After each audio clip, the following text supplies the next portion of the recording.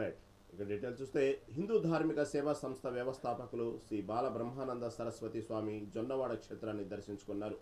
మల్లికార్జున స్వామి, కామాక్షి తాయి అమ్మవార్లను దర్శించుకున్న ఆయనకు ఆలయాధికారులు పూర్ణకుంభంతో స్వాగతం పలికారు. పూజల అనంతరం భక్తులకు కామాక్షి అమ్మవారి విశిష్టతపై పీఠాధిపతి ప్రవచనాలు చేశారు. భక్తులు భక్తి శ్రద్ధలతో ఆయన ప్రవచనాలను ఆలకించారు. అమ్మవారి కృపతో లోక కళ్యాణం జరగాలని ఈ సందర్భంగా స్వామివారు ఆకాంక్షించారు.